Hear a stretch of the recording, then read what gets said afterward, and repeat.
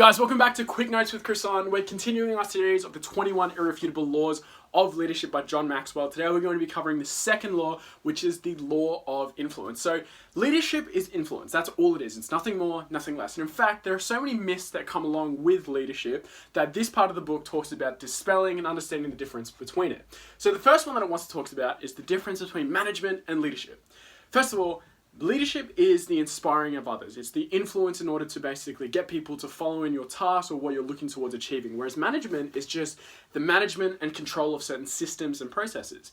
If you've ever worked in any type of job and you've come across a manager who's literally pulling rank, who's someone who's essentially getting you to do things through the rank that they're pulling, that's an example of a manager. That's not an example of a leader. A leader would be someone who inspires you. Me growing up working at McDonald's, I can tell you right now who there'd be leaders and managers that I'd happily volunteer in order towards making what it is that they wanted easier or whatever they were looking towards accomplishable. And there were so many managers who I would refuse to do any volunteer work for. See, something that you can actually help determine whether or not you're a good leader or not is the amount of employees who volunteer for tasks that they would do that there's no necessarily exchange of payment or anything like that. So volunteering from your employees or the people that are looking up towards you, that's a sign of good leadership. So the next one that the book wants to talk about in terms of the myth that it wants to dispel is the entrepreneur myth. So many people look towards starting their own business, or so many people look towards claiming that they're an entrepreneur, and instantly, because they think that they're an entrepreneur, they believe that they are now a leader, when in truth is, the leader makes the position doesn't make the leader. Normally, when it comes to speaking, entrepreneurs is that they're just suited for essentially leadership roles. They think that because they're in a leadership role, that they're going to be a leader, when it's the complete opposite. You can be an employee and still be a leader. You can be a manager and still be a leader. You can be a boss and still not be a leader. It's about basically being the person that's worthy to be followed, the person who has influence over the people that are listening to them and the people that are working for that individual rather than just the position. Plus, generally speaking, entrepreneurs, they're more valued of profits and focus on money, whereas normally leadership, profits, money is just a result of being a good leader. If you hone your character, you hone your skills, and in that order, money is just something that follows. If you want to be a professional, just work professionally. You can be a professional in anything nowadays, but it's what character and skill that brings in money, and character is what keeps it coming in. The next myth that the book wants to dispel is knowledge. So many think that knowledge is power, and although it is, it doesn't make you a leader. Neither IQ nor education necessarily translates towards leadership.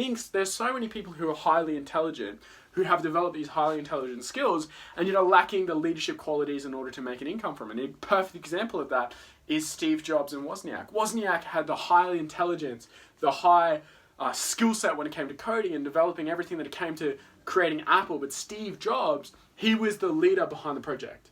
See, without Steve, they're both an equation that can't exist without each other. But the thing about Steve Jobs is that no matter what industry he went into, he would have made 7 figures plus in that industry.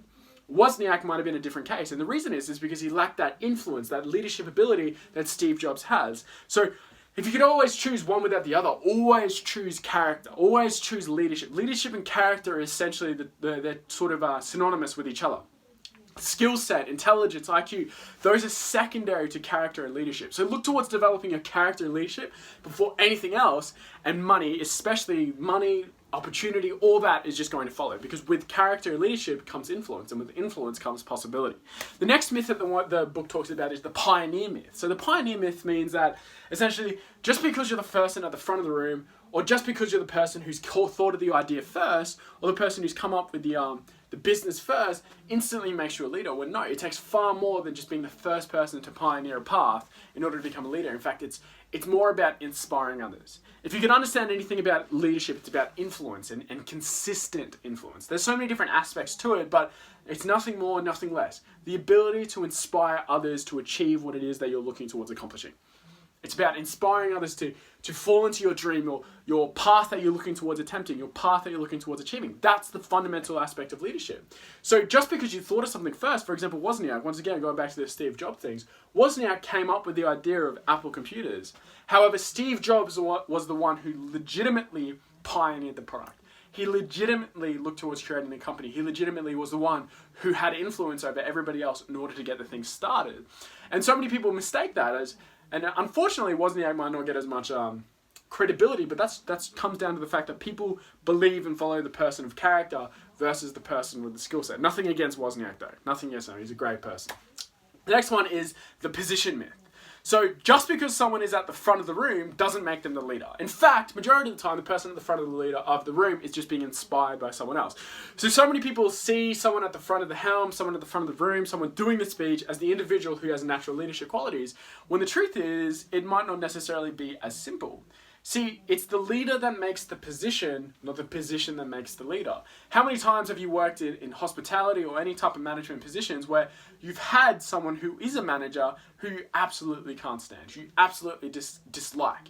Just because someone's in the position of a leadership role doesn't make that person a leader. In fact, the leader, the person who's worthy to have followers follow him, that's the person who ends up developing the role. That's the person who ends up creating the movement, inspires, influence others. If there's something that you can understand, guys, behind this video, or behind this aspect of the video, is that influence is what makes a leader. The ability to inspire others, not the position. Now, finally, influence exists in 7 areas: character, relationship, knowledge, intuition, experience, past successes, and ability. Now, I know that's a lot, so I highly suggest you write all of those down. But this is how you establish your lid, essentially. So you break this down, basically understand and give yourself a rating, compare it with someone else on all 3. So your character, relationships, knowledge, intuition, experience, past successes, and ability. Those are the 7 reasons and develop character and leadership. So first things first is that understanding where it is that you set on every single category. So I would suggest rating yourself 1 to 10 on every single one of these categories. Now, there are going to be certain ones that you're drastically lacking in. Great, those are the ones that you want to work on. I would suggest trying to get as much as you possibly can towards a 5. Past successes might be the most difficult one, especially if you're just starting, because that's so subjective towards where you're looking towards achieving. But past successes is probably something that's, I'm not going to say is the least important, but it's definitely something that you're going to, if you're just starting out, something that you're going to struggle with. But everything else you certainly can look towards developing. See, past successes is something that comes when you have character and skill set in check. In fact, you can have so much experience that people will by default start to follow you. But if you're lacking in the other areas, that was what stops people from staying. So you want to make sure that you rate yourself, ask someone else, find an average between all of them, and then that's how you can rate your leadership ability. And if going back to the previous chapter that we talked about, Law of the Lid, your leadership ability is directly linked towards your effectiveness. So if you can break down where it is that you're standing on each of these charts, then you can understand where it is that your effectiveness is going to lie. So if you find your average being a 7, then you're going to always be restricted by a 6. And just so we understand, there is no one who's ever going to be a 10. No one is a 10. There's no such thing as a perfect leader, but it is something that you can consistently strive for. And that's basically what this book talks about. So to summarize, leadership is influence. It's nothing more, nothing less. The ability to inspire and influence others to fall into whatever it is your belief or task that you're looking towards getting accomplished. There are so many different myths, and people think that basically positions and titles give them the right of a leader, when in reality, the only person that gives the leadership its role is the people that follow that person, that individual, he or she. So understanding that, if you can work on your character, because your character is what inspires others. You always want to take someone, if you have a choice between hiring, rather than someone taking natural talent or someone who's very good at a certain skill, but if their character lacks, that is who you'd want to take. I'd far more take someone who has their character in check, but has no idea how to do the skill, because if their character is correct, their integrity is there, every aspect of being a leader, I know that they will follow through with developing the skill set. Skill set is something that comes dime a dozen. That's why, if you've ever heard the saying, doctors are a dime a dozen, good ones are hard to find. Lawyers are a dime a dozen, good ones are hard to find. It's because skills, they can always be developed. No matter what, through hard work, consistency, and effort, you can always develop a skill. Character, leadership qualities, integrity, influence, those are actually genuinely hard to find, because it's far more harder. Anyone can read a book, study an assignment, sit an exam enough times until they pass. Very few people can inspire and influence others, but that doesn't mean that it can't be you. So, look towards developing your leadership through the books you read, through the mentorship you plug into, and I highly suggest you utilize break down the 7 aspects of leadership, identify what your levels are, and then look towards improving the lowest one, get it to at least a 5 standard so it's no longer hindering. That's it for Quick Notes with Chris.